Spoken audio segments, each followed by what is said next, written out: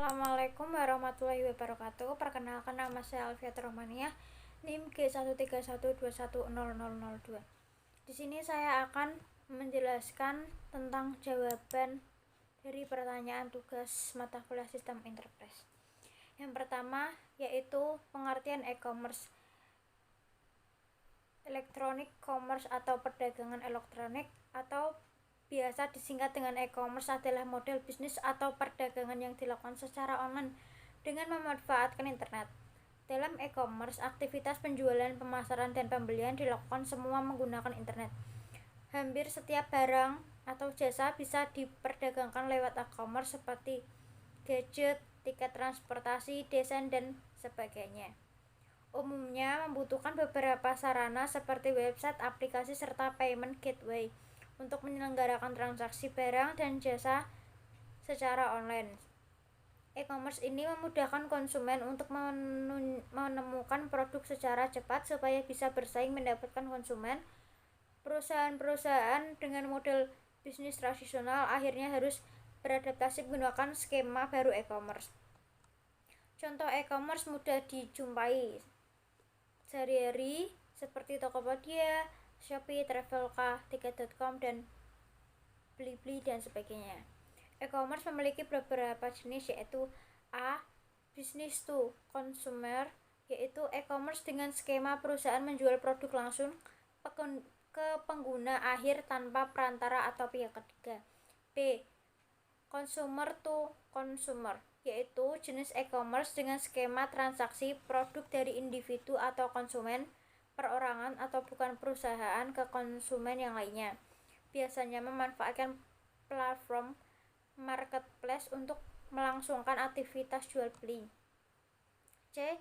Business to business, yaitu jenis e-commerce yang proses transaksi produknya dilakukan dari satu perusahaan ke perusahaan lain. D. Consumer to business, yaitu jenis consumer dengan skema jual beli produk dari konsumen ke perusahaan. Produk yang ditawarkan biasanya berupa jasa, misal jasa freelance, desain, foto, menulis, dan sebagainya. Manfaat e-commerce sendiri yaitu bisnis bisa beroperasi secara fleksibel, tidak ada batasan waktu, dan dapat berjalan selama 24 jam. Mampu menawarkan produk yang lebih beragam dari berbagai penjualan. Biaya pengoperasian bisnis e-commerce bisa berpotensi lebih murah dikarenakan dalam beberapa kasus penjualan yang menggunakan model e-commerce tidak membutuhkan biaya untuk mengurus properti fisik seperti sewa toko atau bayar pajak properti. Dia memiliki jangkauan pasar yang luas, tidak ada hambatan geografis sehingga produk bisa dipasarkan hingga lintas batas negara dengan mudah. E. Memudahkan perusahaan untuk menargetkan produknya ke konsumen, misal dengan memanfaatkan layanan iklan untuk ditampilkan di media sosial. Yang kedua yaitu pengertian bisnis. E-bisnis adalah salah satu jenis kegiatan usaha yang dilakukan dengan menggunakan sistem informasi yang terkomputerisasi. Manfaat e-bisnis yaitu memperluas pasar, menghemat biaya, praktis, meningkatkan citra.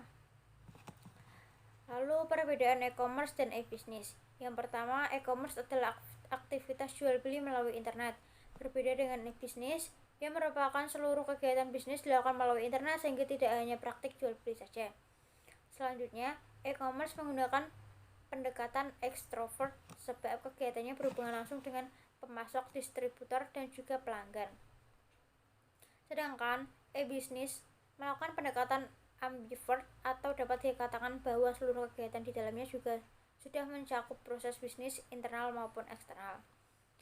Ketiga, e-commerce hanya memerlukan keberadaan situs web untuk mewakili kegiatan bisnisnya.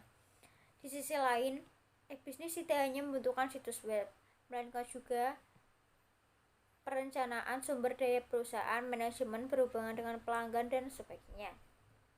Nomor 2 yaitu manfaat e-bisnis. Dampak positif pertama yaitu meningkatkan aliran pendapatan atau revenue stream perusahaan. Berkat penggunaan internet, sumber pendapatan keuangan perusahaan semakin beragam dan mampu terjadi secara real time tanpa melihat jarak dan waktu. Hal ini mengakibatkan aliran dana yang masuk lebih banyak masuk dibanding sebelumnya. Hal positif kedua adalah meningkatnya masa pasar atau market exposure.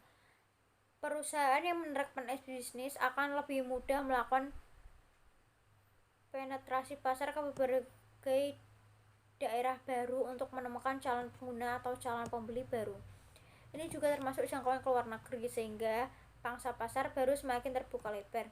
Selain dua contoh di atas, sebelumnya dampak positif yang dapat dirasakan yaitu 1. Menurunkan biaya operasional, 2. Meningkatkan loyalitas pelanggan, 3. Meningkatkan hubungan kepada supplier atau supplier management, 3. Mempersingkat waktu produksi, terakhir meningkatkan kualitas value chain perusahaan.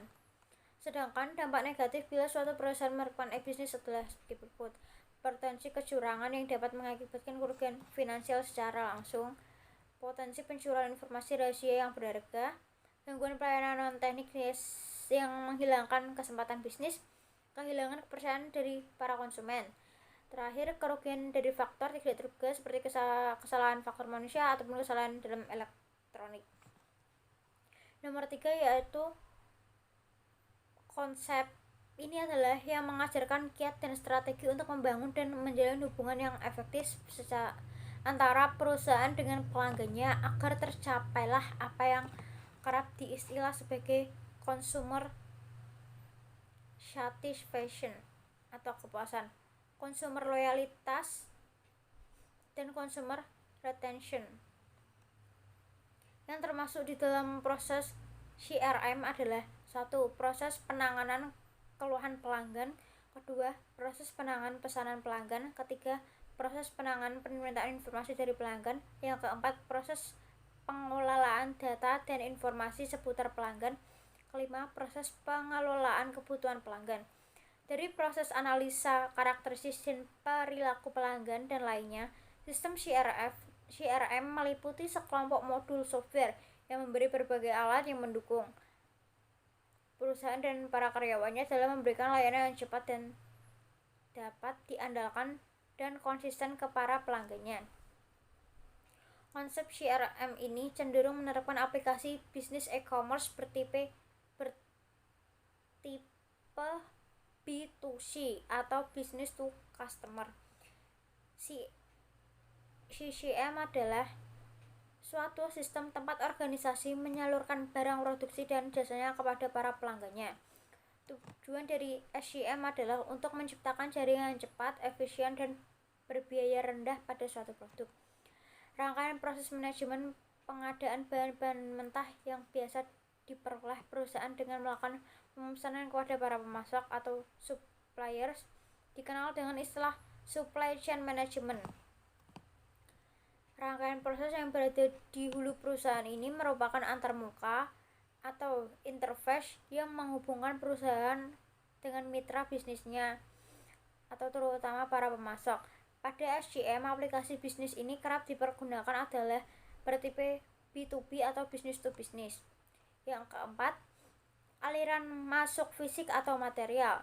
Dalam aliran fisik material, barang melibatkan transformasi, pergerakan, penyimpanan barang atau penyimpan, dan bahan baku atau bahan baku, daur ulang, limbah, dan pembangunan secara sederhana. Arus ini adalah paling mudah dilihat. Aliran arus informasi. Aliran arus informasi yang diperoleh dalam jaringan ini memungkinkan berbagai rantai masuk saling berkoordinasi dalam mewujudkan rencana jangka panjang dan mengontrol aliran barangnya. Aliran arus finansial atau keuangan.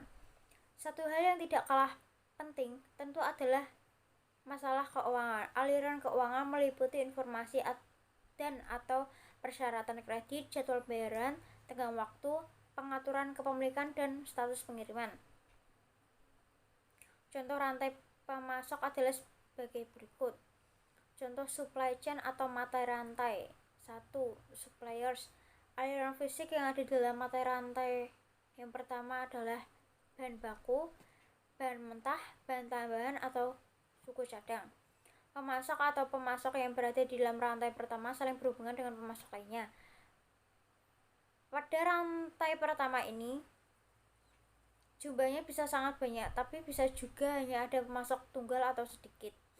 Contoh supply chain atau mata rantai 1 sampai 2, suppliers manufacture. Mata rantai pertama dihubungkan dengan mata rantai kedua.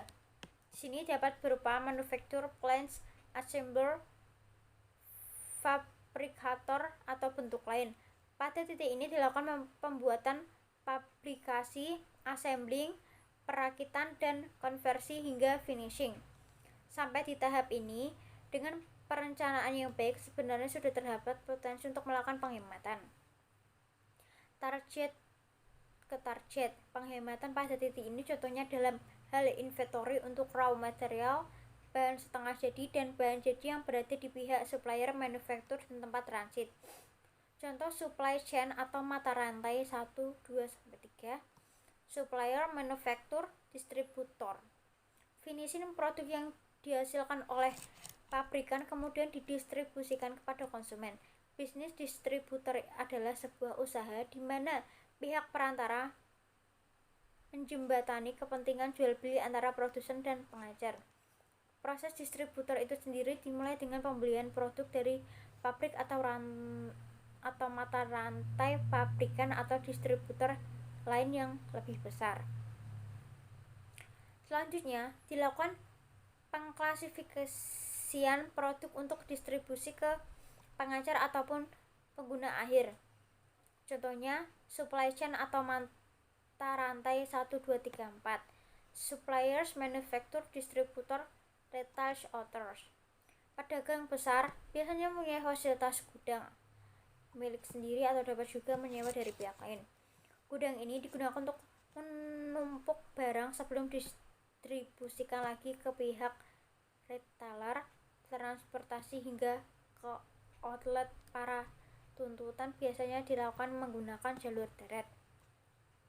Pada titik ini kembali kita dapat melihat potensi-potensi untuk melakukan efisien dari segi logistik dapat memanfaatkan konsep black collecting atau muatan balik dari truk yang kosong saat perjalanan pulang.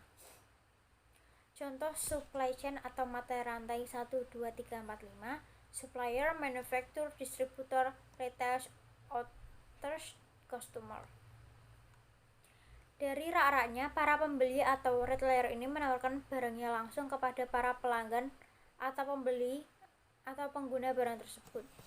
Outlet yang digunakan adalah toko, warung-warung serba ada, swalayan, toko kelontong, koperasi, mall, toko klub, dan sebagainya, di mana pembeli akhir melakukan pembelian. Walaupun secara fisik dapat dikatakan bahwa ini merupakan mata rantai yang terakhir, sebenarnya masih ada satu mata rantai lagi, yaitu dari pembeli atau yang mendatangi outlet pengecer tadi ke pelanggan nyata atau pengguna nyata, karena pembeli belum tentu pengguna sesungguhnya. Mata rantai supply baru betul-betul berhenti setelah barang yang bersangkutan tiba di pemakai langsung atau pemakaian sebenarnya barang atau jasa yang dimaksud. Contoh supply chain atau mata rantai yang dijelaskan di atas merupakan suatu gambaran umum terhadap konsep rantai pasok. Rantai pasok merupakan suatu ilmu yang cukup kompleks yang memiliki kemampuan untuk beradaptasi dan berkembang sesuai dengan teknologi serta kebutuhan dari konsumen.